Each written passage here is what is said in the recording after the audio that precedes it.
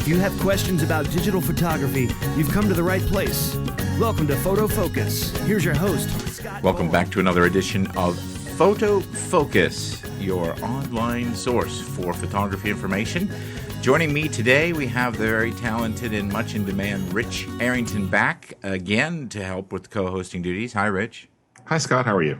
I'm good. It's been a very exciting and fun-filled and fact-filled and blah, blah, blah filled week for the photography world, hasn't it?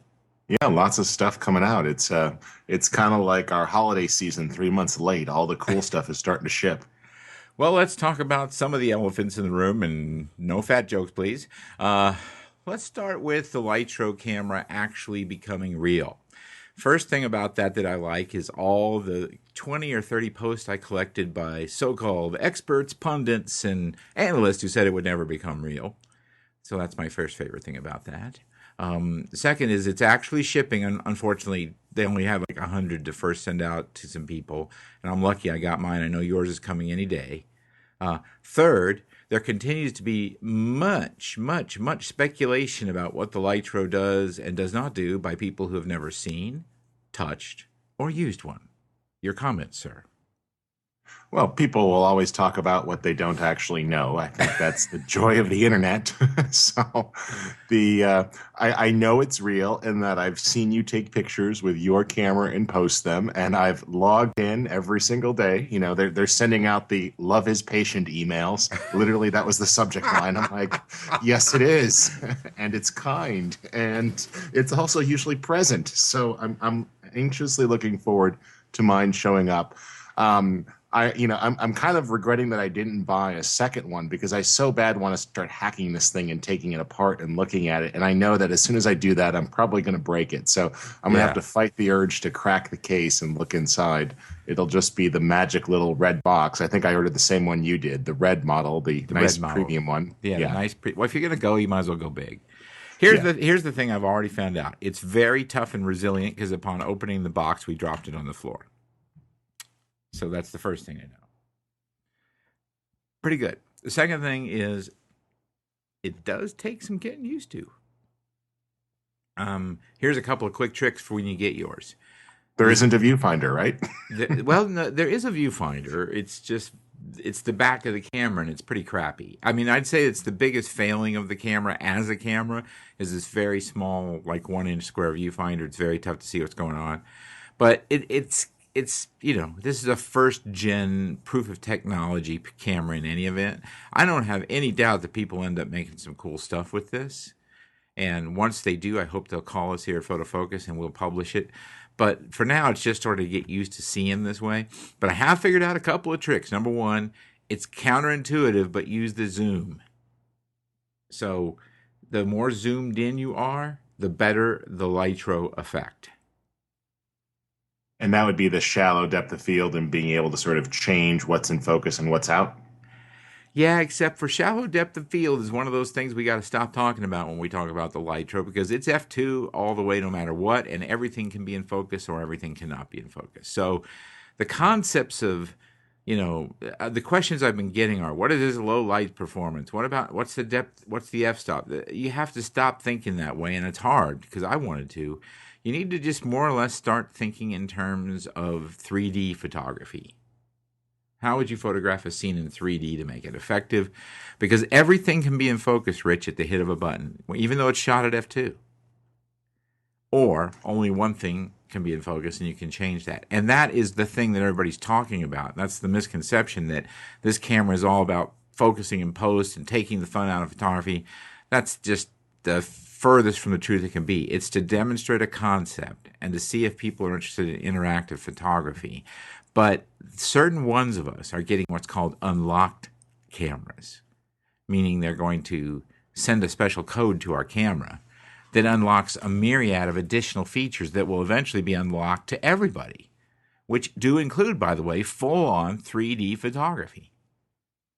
With a single that's pretty amazing. I mean, if one of the things that excites me about this sort of camera is just the ability to create more interactive, immersive web content. So, as you're discovering things or you're looking at products or you're looking at environments, the ability to pull this out. I mean, I've done some 3D photography, getting two DSLRs mounted onto a rig with a prism with two tripods. I mean, one, it's heavy. Two, you got to critically align them. Three, the prism alone is getting into the $8,000 to $10,000 range just for the cube of glass you put between the two cameras, let alone all the extra post work after the fact. So I mean, it's pretty amazing what we can be doing in a small container. Yeah, the nice thing about it's very portable. I do wish it had a tripod socket. It doesn't, so this is my call. Somebody who gets a Lytro, please make a little collar that has a tripod socket and send it to me, and I will make you famous to my 118,000 Twitter followers. But other than that, it's very interesting. Now, the other tip I have for you is you absolutely positively must have a foreground object that's very close to the camera. If you don't do that, does it just behave like a regular point and shoot, or does it just do nothing? Yeah, it does. Yeah, just the effect that you're going for is not there. So in my experiments, and granted they've been minimal, but because I've had so much going on this week. But if you zoom in at least halfway to the camera zoom, and I've been finding that something roughly 6 to 12 inches from the camera in the foreground makes the photo very interesting. Now, this is not a technique uncommon to landscape shooters who follow the Ansel Adams and Edward Weston model, where they work with very wide-angle lenses and get very low to the ground and might put a rock or something in the foreground in a stream, and then El Capitan in Yosemite in the background, and all of a sudden El Capitan looks small and the rock looks big. This concept's been around for all kinds of photography, but it really makes the Lytro effect work. So if you get one of these, put something close. You have to have an interesting foreground subject in every shot, and use the zoom because it makes the effect better. That's cool. I think that's going to be one of the things. Now, when you want to publish these right now, I guess I have two questions for you, and I don't want to make incorrect assumptions. I've been looking at the sample images. If you want to make a print with one of these things, what can you get out of it? And the second question is when I publish this to the web, is Flash the only option? I mean, obviously we could make static JPEGs, but if you want the animation effect between the different states. Okay, so here's what's available to my knowledge as of this date. And by the way, I was within 1 hour and 17 minutes of the company's official launch and the product. People were saying, don't do this, don't do that. Well, I'm like, gosh, they're an hour and 17 minutes old. Can we give them like an hour and 19 minutes? I don't know. But here's what you can do now. Yes, you can make a print, roughly a 4x6, 5x7 print. Looks good. Anything bigger than that falls apart. It's the resolution is not. We have to think of resolution differently. You want to think of, instead of one big sensor capturing an image, it's basically one big sensor capturing 9 images that create the effect. Based on my computational analysis, I think it makes 9 slices. I have not confirmed that with the company, but I think it makes 9 slices front to back. So you're basically taking the resolution, dividing it by 9. Cool. So a 4x5, 5x6, square 5x5s, those will all be fine. As far as hosting it and seeing the Lytro effect, in other words, the work in post, there are 3 choices available to you as of this day.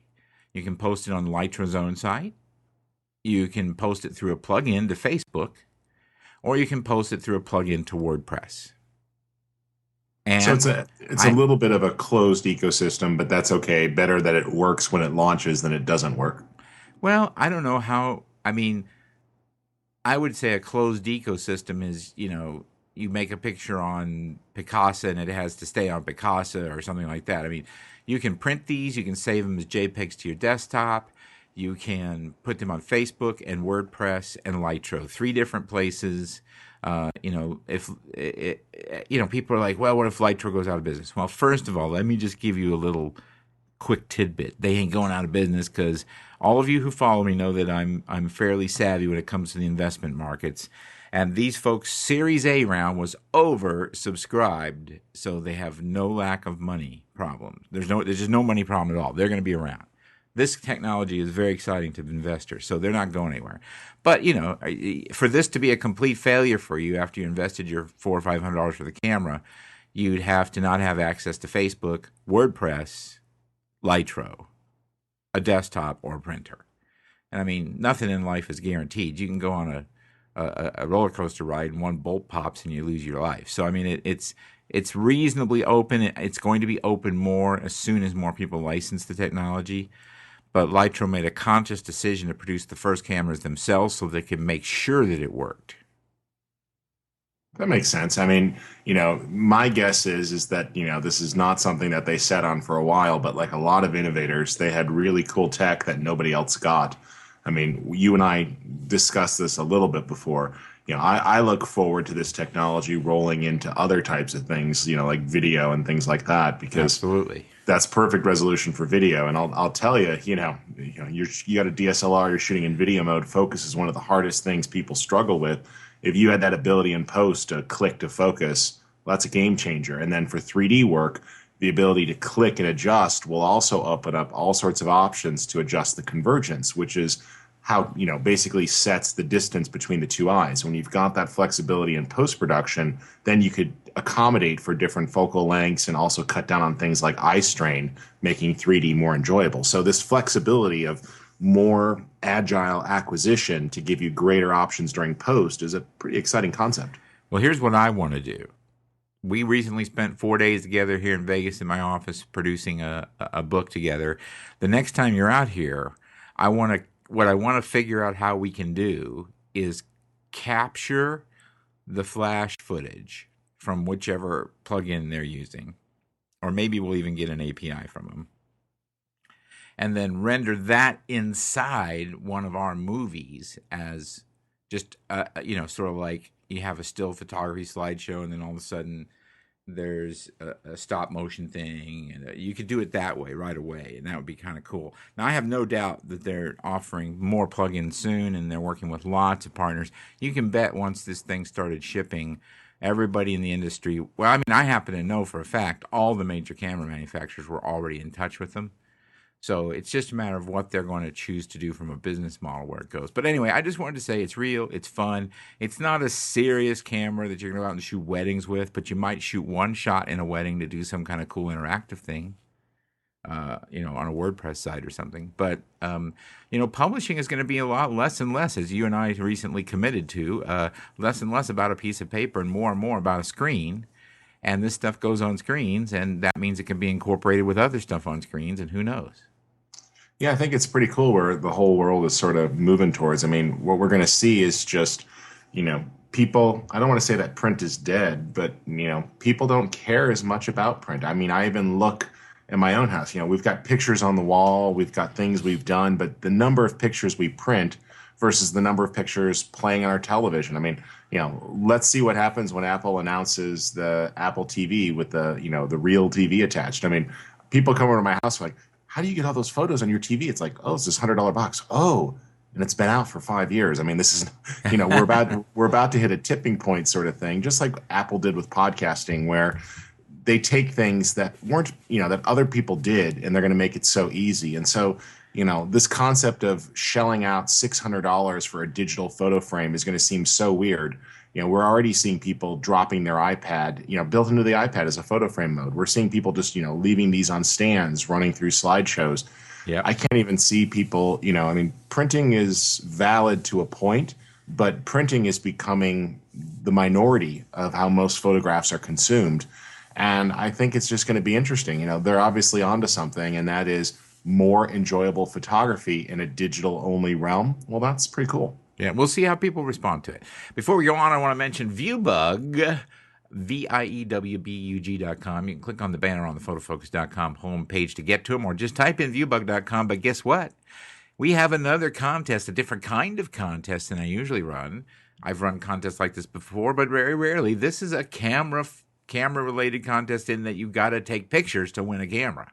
This is not just a Twitter contest. In fact, it's you got to put in your best pictures. It's unlike most, if not any, photo contest on the web that's this significant. A, there's no entry fee. Let me say that again. There's no entry fee. B, absolutely none of your copyrights are taken, and unless you win or be selected as a semifinalist, you don't give up any license, which is different than every other photo contest I've seen. And the prizes, more than $10,000 worth and counting. It's going to run all year, so you got plenty of time. But go check it out over there, viewbug.com. We got a cool photo contest. I also want to mention Animoto, my favorite way to share my work. I just love these people. I got to spend a lot of time with the Animoto crew during the WPPI conference. Very nice people, growing, building into new HD formats into their system, adding and innovating all the time. They're not sticking around with the same old thing. You can get it anywhere from free to $250 a year. Click on the Animoto box on photofocus.com if you're interested, or just once again type in Animoto.com. Well, there was some other news about a little teeny camera that might be of interest to people this week, Rich, and it was the Canon 5D Mark III, the long-awaited successor to the ancient, old in the tooth, more than like 3-year-old 5D Mark II, and it's coming out at the end of the month, allegedly. It's $1,000 more expensive than the 5D Mark II. And people aren't really sure why. No, people are pretty sure that there's no reason why other than because they can. Well, is that the list price, or is that the street price? That's the expected street price. Now, it'll come down eventually, just like the 5D Mark II did eventually, and the current 5D Mark II is going to come down an expected $200 to $300 upon shipping of the 5D Mark III, which makes the spread even further. Well, if you buy a camera that costs $1,000 more, you'll make $500 more a day, guaranteed. That must be it. Here's the thing. Here, there are some nice goodies there, and you're a video guy. So shooting video on a DSLR with the 5D Mark II only happened because the community figured out how to make it happen. Canon didn't give them any help. But with the 5D Mark III, this is a video purpose camera. We've got an audio jack to monitor audio. We've got separate audio controls. They're not pro controls, mind you, but they're much better than what we had. Apparently even better low light performance, 22 megapixels. Thank God they didn't get involved in the megapixel madness that they did on the D800. It has 33 megapixels. You just don't need that many. Did you look at the specs at all on this camera? Yeah, I've been digging into it. Obviously I'm looking at it from the video side, and one of the big features it has that the D800 and the other new camera has from Nikon is uncompressed video out of the HDMI port, which let me just quickly explain why that's such a huge thing. Now, right now, because our audience is, their eyes glaze over fast on this stuff. You have the ability to send out a clean signal with no compression. So it's just like writing a RAW file. When you write RAW video, it's not going to be full color range, but you just get more color information and much less compression, so it's better quality. That's also going to improve things, like we're seeing photographers wanting the ability to go out that HDMI port to a monitor on set for client monitoring. That's going to make that experience better too. So I think it's got some really interesting ideas for workflow for monitoring. What I'm still unclear on is there seems to be a lot of confusion over what works and what doesn't work, and they're being a little bit low on the exact details of the specs. There seems to be a really big marketing spin on this camera and not a lot of response to criticism or deeper inquiry that I can find yet. Yeah, they're using the new autofocus that they're building into the 1DX, and they're touting that as a great reason to get the camera. The Digic 5 processor, they're counting that as a great reason to get the camera. And they have beefed up the video all around. They're touting that as a great reason to get the camera. It's got better sensitivity, right? ISO. Yeah, I mean, it's going to do really well in low light. There's just no question about that. And those who are of the low light religion will want it just for that reason. But I just don't see the $1,000. Now, am I going to buy one? Hell yeah. It doesn't matter, but it matters to some people. And, they're getting it because they can, is my guess, because there's so much pent-up demand for this. And now, just to be clear, one of the big audiences they're going after is the video market, and that $1,000 more is still far cheaper than most video cameras. So I think they're taking advantage of the fact that they've got a new customer base that's used to paying more, so they'll get them to pay it. And they're getting a 29-minute clip length now. And now, as far as the D800, there is no uncompressed out. Is that correct? No, it does have it, is what I've been told. I haven't verified it yet. The D800 does have it, and the 5D Mark III has it. Yeah, and that's why I'm really interested in putting these side by side, because I've been told, and again, this is not verified, is that the Canon is only putting 720 out of that HDMI port, while the Nikon is putting 1080. So that could be interesting then. Yeah, there's been some early criticisms from some of the people like Philip Bloom and others on the Canon model. I've not I've not heard all love and kisses that everyone was expecting. So obviously, though, until they're in our hands We and we've can't actually know. had a chance to play, we can just guess. But here's what I guess I'm going to end up saying about them. Is the 1080 out versus 720 out feature is going to be important to 1 to 2% of the audience of the camera. I mean, that's a very geeky thing. Guys like you will do it, but the average wedding photographer who shoots a little video isn't going to care. What they are going to care about is low light performance, right? Absolutely. And I think that'll that's going to be where this camera should shine. And obviously, I think people are going to like the fact that all their existing accessories, to me, it looks like everything you might have bought for a 5D Mark II is going to work just fine with the 3. Yeah, the other thing is that with Nikon making the decision to cram 33 megapixels into the sensor and Canon only 22, physics tell me that the Canon will do better in low light in terms of producing less noise. So on paper, it looks like the Canon is going to be a better low light camera, which it has consistently been. So that's not a big change. So the people, what I guess is that there's nothing on the Nikon D800 side that's going to make people from Canon want to switch, and there's nothing on the Canon 5D Mark III side that's going to make people from Nikon want to switch.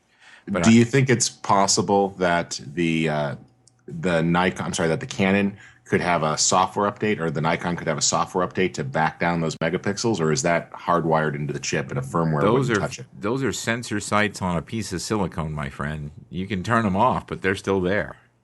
Okay. I mean, the light gathering ability of the sensor site is directly related to its size. This is simple physics.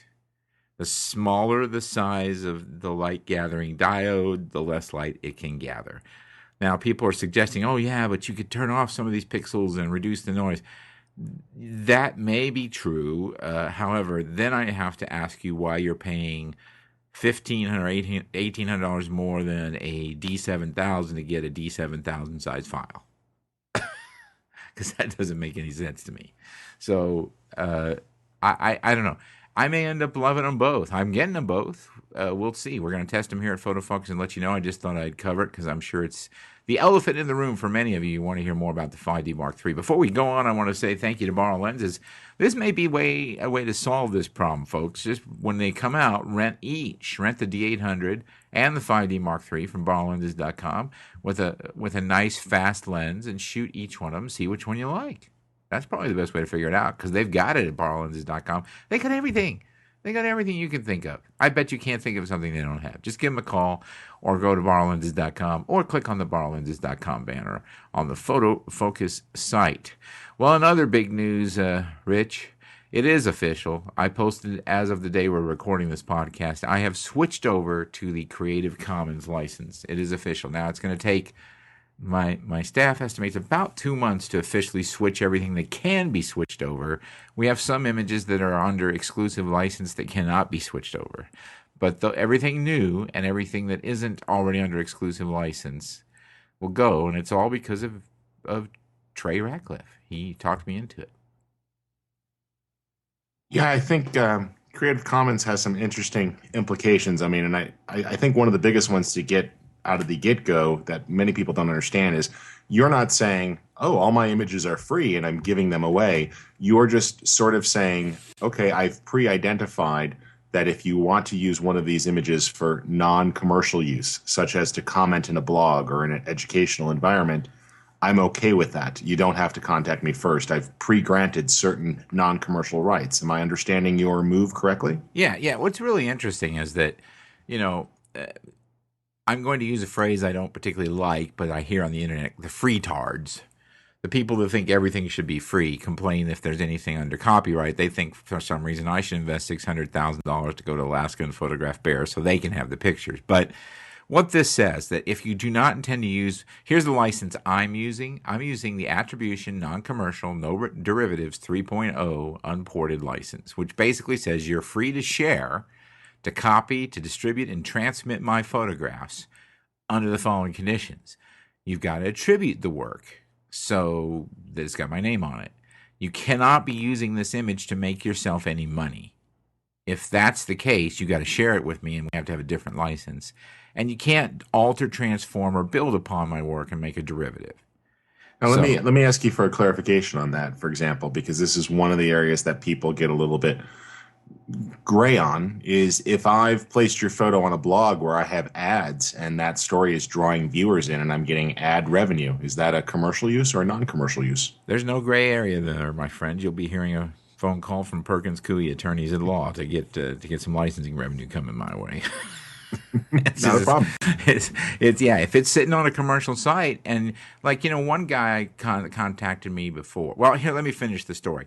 The only thing that's different about this from how I work in a rights managed situation is that you have to write me contact me specifically for permission to use it in a non-commercial way. I'll give you the permission. I do it all the time. I am not stingy. Almost anyone, I challenge anyone to say that they asked me for the opportunity to use one of my images for free in a non-commercial format, and I said no. I don't think I've ever done it. I always say yes. What this does is, like you said, it just pre-grants that right. But if they want to make money off of it, then they got to pay me. That's only fair. Why should they make money off of my work and not share it with me? That doesn't make any sense. So a guy contacted me once. He said, I just want to use it in our little Camera Club newsletter. And I said, oh, really? And I said, okay, it's not a big deal. You can use my image. Let me just check you out real quick. And I go over to a site. They charge $200 a year for the freaking newsletter. So sounds like that's a way to draw viewers in and maybe make money. Yeah, so they want to use my image in their newsletter. They charge $200 a year. That would not be a non-commercial use. Therefore, this license does not apply, and we have to work with a different license where you pay me. But things like education environments where they're doing criticism, or somebody doing a article in a journalistic sense, or somebody wanting to just use it for their personal enjoyment as their desktop wallpaper. I'm sure that's your big goal in life, to be the wallpaper for everyone. I had one guy that wanted to use one of my pictures on the side of his RV or something. I'm like, yeah, cool, whatever. I don't know why, but yeah. Now, the thing is, this is just a license, Rich. So copyrights still apply. The remedy, if you violate the license, is to go back to United States District Court under Title 17 and sue for copyright infringement. So you still have to register your images. Now, here's the thing. Trey is the one who motivated me to do this. Trey Reckless, well known to most of you. He's the HDR king. Very nice guy, very intelligent guy, very good businessman, very creative, very artistic. Well, he has told me he will start mentioning this more often. He registers all his work with the Library of Congress. Just because he goes with a Creative Commons license and you can share his work doesn't mean he doesn't register it, because he's going to need that step if he does have a big shot, like let's say an Amazon.com or a USA Today or any well-known brand use his work commercially without paying him. He has to have registered it first. And all standard copyright exemptions do apply to this license. So, for instance, if you would have an opportunity to use this in photographic criticism, in other words, if your job was to teach people photography and you critiqued images to teach them photography, then I don't have any right to stop you from doing that under any circumstance, because that would be one of the things that falls under what's known as the fair use exemption of Title 17. Now, most people claim fair use and it isn't, but that would be a case that would be fair use. So in that case, the license, I think a lot of people use the term fair use like it seems fair to me. It sounds favorable. Well, you can use it. Any of the traditional copyright waivers are still available to you if it goes into public domain or whatever. You need to consult with an attorney if you have any question, because neither Rich nor I are licensed attorneys. We recommend that you contact your local bar association if you want complete legal advice on this subject. Okay, I had to say that because my attorney made me. And speaking of attorneys, well, we're not going to talk about them anymore. We're going to talk about SmugMug Pro. Professional photo sharing, and by the way, great video sharing. If you're trying to sell pictures online, they got an engine for you and a way to show them, to sell them, to get them printed, whatever you want. They work with multiple labs, so you're not limited to one lab, and you set the pricing. It's very, very, very, very powerful. Now, I'll tell you right now, it's not the easiest website to set up because it's so powerful, but they're working right now to streamline that, and they do have professionals that can help you if you have issues with that.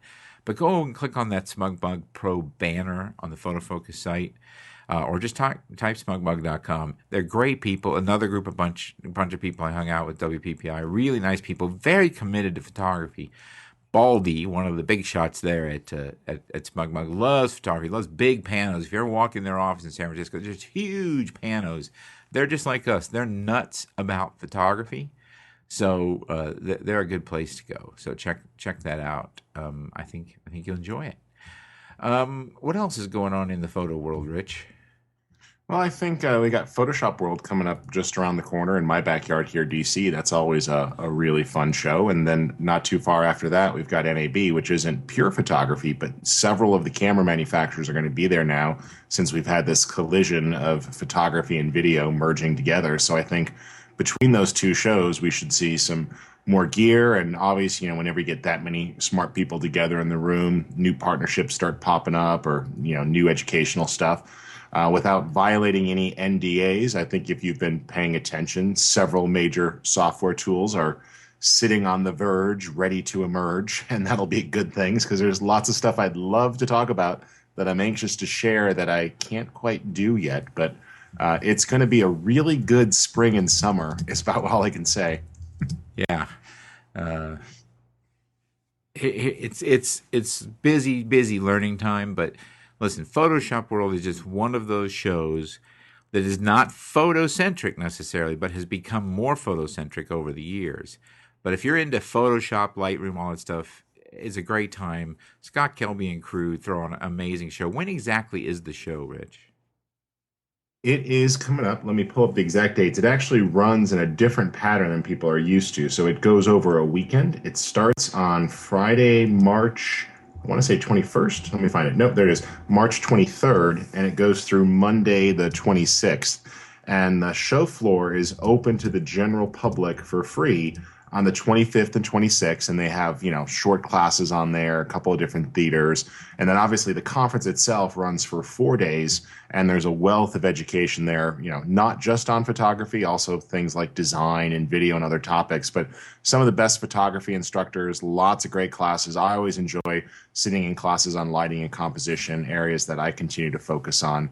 And it's a good vibe. It's a lot of good people, and I really think those folks do a nice job. I don't want to say it's a family affair, but it's got such a good vibe with such a strong community of people who come back year after year that new people always feel welcome. And it's just one of those great shows that has really good energy that I like. And then, of course, NAB, which we'll probably both be at. You'll be at Photoshop World. I will not because I only do the West Coast version of the show. Yeah. This is in your backyard. You got to drive a few minutes and you're there. So I won't be at that one, but I will be maybe at the one if I'm invited back, and I never like to assume anything, but if I'm invited back, I will be at the one here in Vegas. Even if I'm not invited back, I'll crash the party. What the hell? Yeah, and NAB is just around the corner. That's a broadcaster show, but as we said, a lot of these cameras are getting in there. DSLRs for photojournalists and for other areas. There's a whole section on DSLR cameras at NAB this year in the central hall, a very large area set up where they've got lots of DSLR equipment and a lot of the people doing the hybrid and the fusion type projects, time lapse, all of those things. So I always enjoy that show. It's one of those shows where everybody brings out the big gear. So while the internet is great for things, if you're looking at stuff like I want to know what that slider feels like in my hands, or I really want to feel what that tripod's like to move and pan and tilt if I'm looking at a video style tripod, or let me see that lighting equipment and touch it. Everybody has all their equipment. It's not just pictures or brochures. You can get hands-on with stuff. And then the little secret that a lot of people don't know about is a lot of people don't want to actually ship that gear back. So if you go to the booth, you can often put an offer in on the show floor model and walk off with stuff pretty cheap at the end of the show. Well, very good. Well, that's all the time we have today for today's show. We're here the 5th, 15th, and 25th of the month, and you can find us at photofocus.com 7 days a week, where we provide tons of free photo news, tips, reviews you can use. Of course, follow me on Twitter, Scott Bourne, all one word, and you might win a camera. And Rich, where can people find you? You can find me on Twitter under RedPixel, RedPixel.com. And you'll also find me under my personal blog at Richard Harrington Blog. So RedPixel on Twitter or Richard Harrington Blog, either will work. All right. Sorry we didn't have time today for any questions. We will get many more in on the next episode. Until then, that's all we're going to do today. We want to send you out like we always do, reminding you to go out there and make pictures. Don't just take pictures. We'll see you on the next Photo Focus.